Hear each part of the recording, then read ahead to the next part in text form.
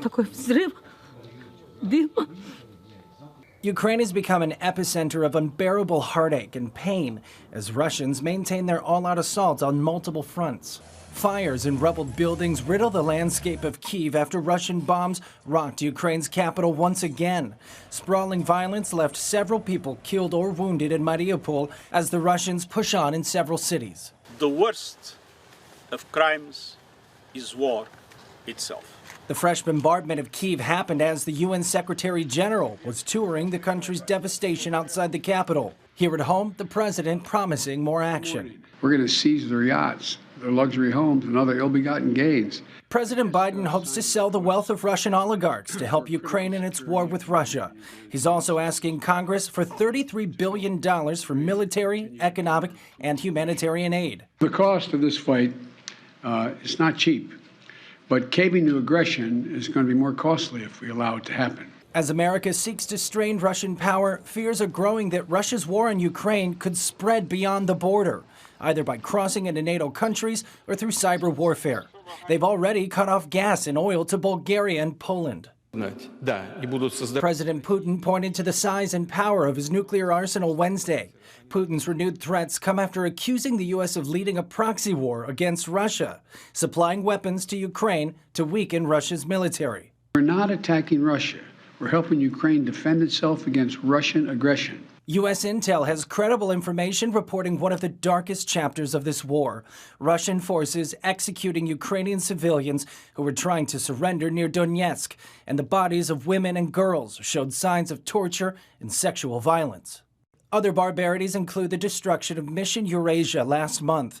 The missionary headquarters near Kyiv was destroyed by Russian tanks while trying to help Ukrainian refugees flee the war. The nonprofit said after the Russians destroyed their building, Russian troops threw any remaining stockpiles of Bibles and Christian books from our warehouse on the ground and burned them.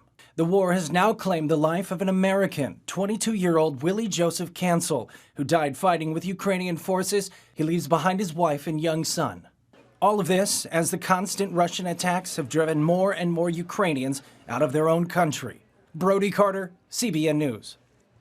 Our senior international correspondent, George Thomas, joins us now from Ukraine. So, George, I know you've been spending time with a prominent pastor from Mariupol. What is he telling you about the situation in his city? Pastor Gennady Mukhnenko is very famous in Mariupol. He is the father of 37 adopted children. He has 3 biological children. He runs one of Ukraine's largest homes for street kids. And this week, he was told by sources inside Mariupol that his center, the Pilgrim Center, has been taken over by Russian forces, that his home has been commandeered by Russian forces, as well as homes of other pastors. What he has been doing in the last 60-plus days is that he's sending people into Mariupol, individual people with their cars, to try and get people out. Keep in mind, Ephraim, they have to go through maybe 20, 25 Russian checkpoints, and there's no guarantee that they'll get there alive. And if they do get there alive, there's no guarantee that they'll come out alive with those who are trapped. So horrific situation going on today in Mariupol. You're also reporting on Mission Eurasia's work in Ukraine and the countries of the former Soviet Union. How are they handling the devastation and the loss to operations in Irpin? Yeah. CBN has had a long relationship with Mission Eurasia. It's horrible what they've experienced in the total destruction of their building in Irpin. But you know what? The good news is that they are continuing to do work. They're doing humanitarian work on the Polish border in Moldova, as well as in Ukraine. And get this, there is a huge demand for Bibles. And so Mission Eurasia has been printing tens of thousands of copies of the New Testament, as well as the book of Psalms, and distributing this along with their care package. So even though they've lost their building, their premises, their headquarters, they continue to do the great work that they are known for here in Ukraine and in the former Soviet Union.